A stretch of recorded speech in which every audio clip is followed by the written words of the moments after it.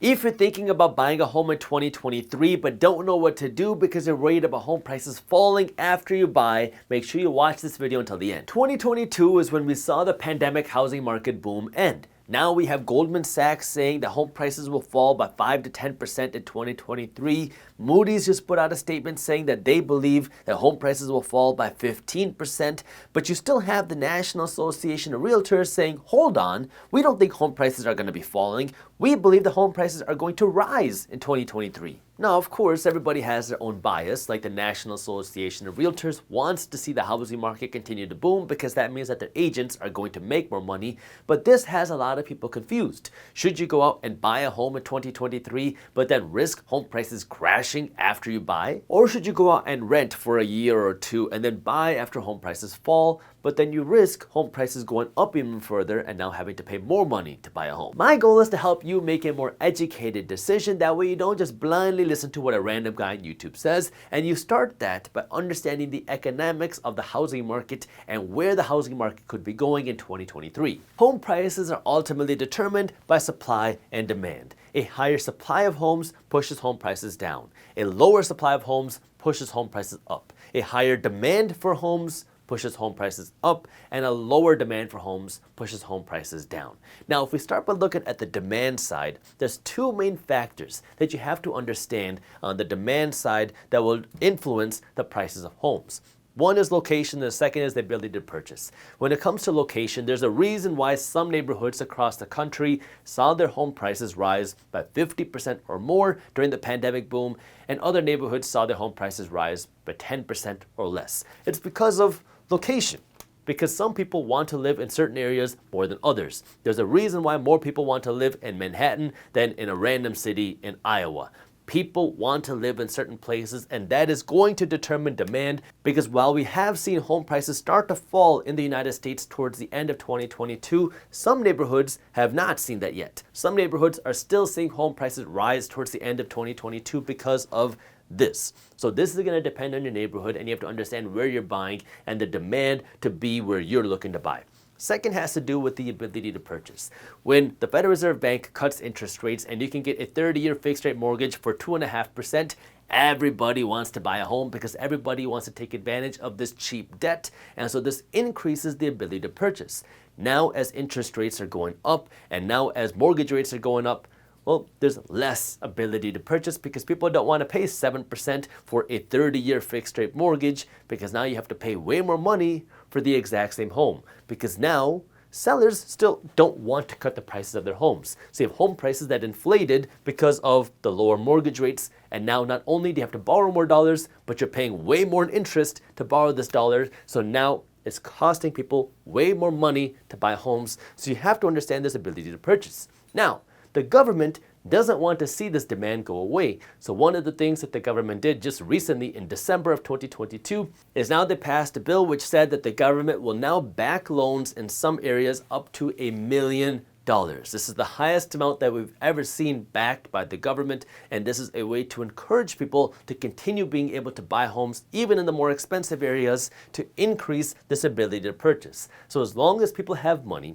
as long as people have the ability to purchase, the government is trying to increase the ability to purchase. The Federal Reserve Bank, when they raise interest rates, is decreasing the ability to purchase. Well, this is going to influence demand, and the key thing that you want to remember here is that when demand increases, this is upward pressure on home prices. When demand goes down, that's downward pressure on housing prices. Now let's move over to supply. Going into 2023, we still have more demand than we do supply. We've been facing a supply shortage of homes for quite some time, and that supply shortage became very apparent after the 2020 pandemic when we saw this boom in demand and there weren't that many homes for sale. So this helped home prices skyrocket because it created the perfect storm. You had super low mortgage rates. You had everybody that wanted to buy a home, but very few homes available for sale. So this helped home prices rise. Now, the things that help contribute to the supply can be either voluntary supply increases or decreases, or involuntary changes in supply. Let me start by talking about the voluntary side. The first voluntary side is people just want to sell their homes for whatever reason. People want to rent, they want to move out, they want a new home. A voluntary sale increases the amount of supply out there. But during the pandemic, we had a limit to the voluntary supply because people were scared. People didn't want to go out. People were confused about what's going on with the pandemic. People were confused about the economy. So we had a limited voluntary supply. Now, we still have a limited voluntary supply because people are looking at the housing market saying, I don't want to sell my house for a discounted price. I think the Fed is going to cut interest rates, and when they do, home prices will rise. So I don't want to sell my home for a discounted price. So you have some sellers that are refusing to sell because they're worried that they might have to cut the prices right now, but that's playing a big risky game because if interest rates continue to rise, well, then that could make home prices fall even more in the future. So if you are selling your home, I wouldn't recommend playing that game, but just understanding what's going on with sellers right now because sellers don't want to cut the prices of their homes. Second, on the voluntary side, you have the builders and the developers. And in 2020 and 2021, we had a lot of incentive for builders and developers to build homes because home prices kept rising. That's great news for a builder and developer to build a home because that means more margin. You think you're going to be able to sell this home for $300,000, you build it for $250,000, and then you end up selling it for $350,000. That's great news for a builder. It's great incentive to build a home. Now that incentive is starting to go away. Because what's been happening is you have a lot of people that have been canceling builder contracts. You have people that have been canceling home contracts because interest rates are so much higher. You thought you'd buy a home with a 4% mortgage rate. Now you get closer to the closing table, you find out it's a 7% mortgage rate, and now you can't afford the closing costs, you can't afford the monthly costs, so you want to back out of the home. So now builders are losing that incentive because for one, home prices aren't rising the way that they were before. Second, home prices are falling in some neighborhoods. So third, this puts a lot of risk on the builder, and many builders are saying, you know what, maybe we should just wait it out. And this is creating a lower supply of homes because builders are not voluntarily building the same way that they were before. This leaves us with the involuntary changes which affect the supply of homes. Now, of course, if you want to stay up to date on what's happening with these types of things, an easy way to do that is just to join something like Market Briefs, which is my free financial newsletter where my team is breaking down what's happening in things like the real estate market, the stock market, crypto, the global economy, and our own economy into a fun, witty, and easy to read email. You can read it in less than 5 minutes every morning. And I promise you, even if you don't have a financial background, not only are you going to be more educated, but you're going to look forward to reading Market Briefs every morning because we break down the most important things into an easy email that you can read in less than 5 minutes every morning. And the best part is it's completely free. So if you haven't joined Market Briefs yet, I'll put the link to how you can join for free down in the description below. Now, let me talk about these involuntary supply changes. A big thing that influences this is the economy. Because when the economy is bad, when people don't have the ability to make their mortgage payments, now you're turning in your keys instead of your mortgage checks. And when people are turning in their keys, or when the bank is taking the home away from you through a foreclosure, well then this increases the supply of homes. Now up until now, we haven't really seen a need for foreclosures. Because if you start struggling due to the economy, you get laid off, you lose your job, your company goes bankrupt, which has been happening, well, if you own your home and you can no longer make the payments, you can still sell your home for a profit. Because if you bought your home 2 years ago, well, you still have equity in your homes. Even if you bought your home earlier this year, you should hopefully have some equity in your homes. Now, you might not make any money because you still have to pay the realtor commissions and the closing costs, but there's very little need for people to actually be foreclosed upon. However, if the economy continues to slow, and if more people do not choose to buy a home, so demand falls, well, now there would be more pressure for home prices to go down. If home prices fall by, say, 15%, well, now you're going to have a number of people who bought homes in the last couple of years who would be underwater on their homes because if you look at the average down payment in America, it's 6% right now. Yeah, I know that sounds a little crazy, but the average down payment in America is 6%, meaning if home prices fall by just 10%, well, that means you're going to have a chunk of America that's underwater on their homes. Now, we can play through some scenarios. If interest rates continue to rise, which is what the Federal Reserve Bank says that they're going to do, and even if they don't continue to rise, if they stay where they are, you're not going to have the same demand boom that we saw in 2020 and 2021 when mortgage rates were 2.5%. Then, if now you see home prices begin to fall because people aren't buying, because the economy is slowing, because people are losing their jobs, well then that would create more pain so people don't have the ability to continue making their payments. And if that happens and you're underwater, well then that could increase the amount of foreclosures that happen. And if that happens, well then that would increase the supply of homes. However, you got to understand that this also takes time to happen. because a foreclosure isn't a 60-day process. A foreclosure, from the day that somebody stops making a payment to when the home hits the market, this could be 12 to 18 months, depending on the state that you live in. And so it takes time for these things to happen.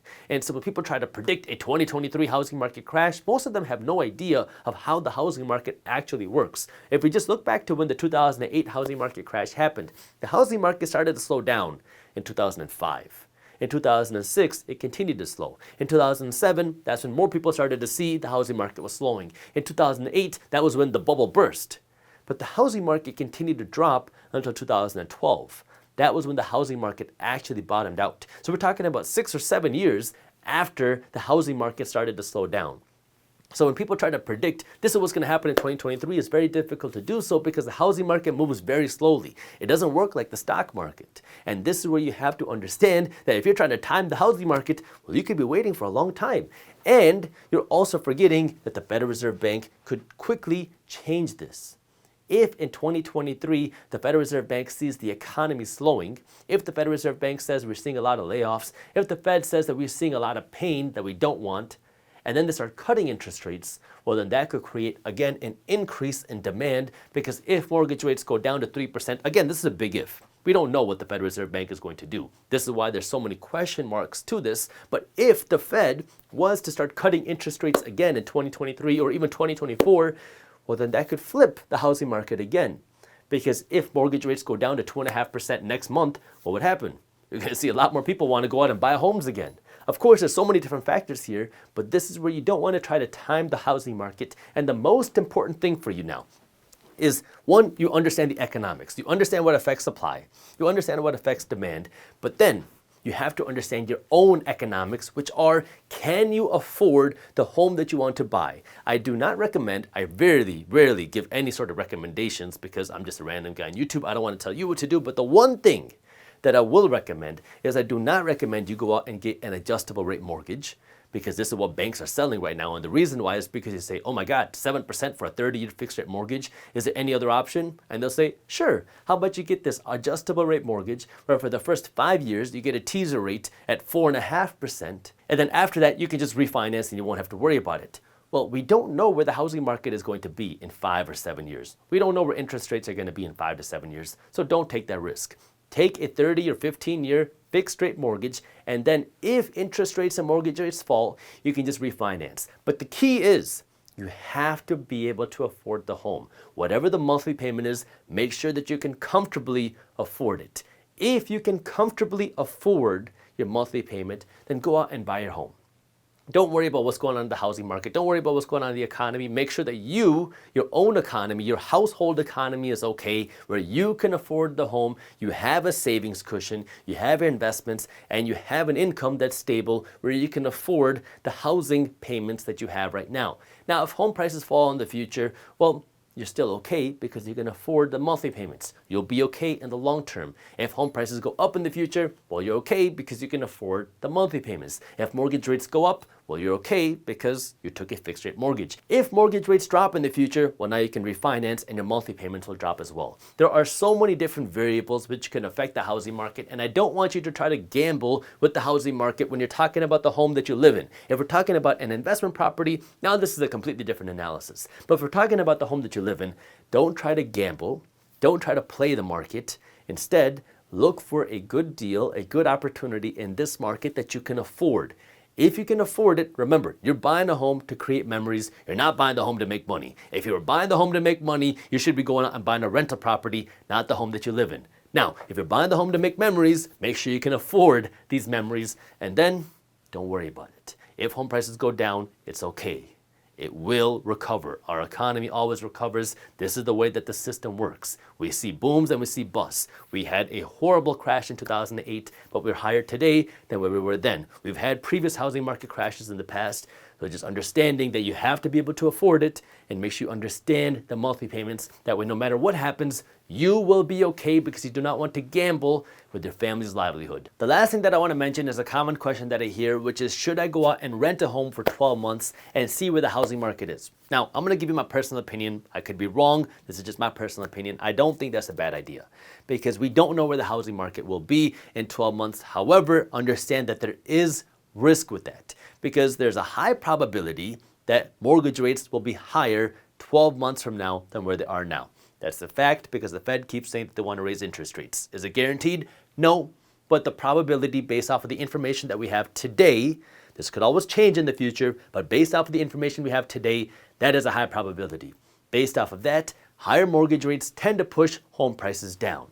Now again, the Fed could flip. This is why it becomes so uncertain because we don't know what the Federal Reserve Bank is going to do. They say one thing and then they do something completely different. They said inflation was transitory. They said that we're not going to see any sort of economic slowdown.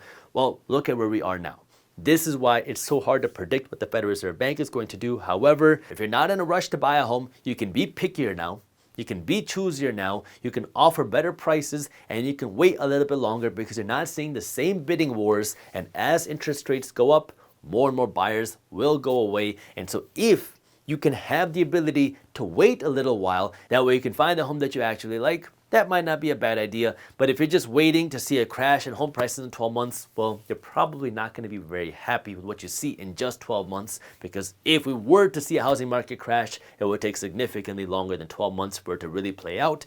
But if you're looking for the right home and you don't have that urgency to buy right now, then it might not be a bad idea to wait a little while. That way we can be a little bit pickier, that we can find a home, that we can understand where the housing market is going, but understand that you bear the risk of home prices potentially going up, and you also bear the risk of mortgage rates also potentially going up. So just understanding what the risks are and understanding that if you don't have to go out and buy, well, you can be a little bit pickier right now because you're not seeing the same bidding wars as we did before. Inflation disproportionately hurts the poor, the middle class, and the financially uneducated. And it disproportionately benefits the financially educated. And this is why the wealthy keep getting wealthier. It's not because they own or control the system, it's because they understand how money works. You don't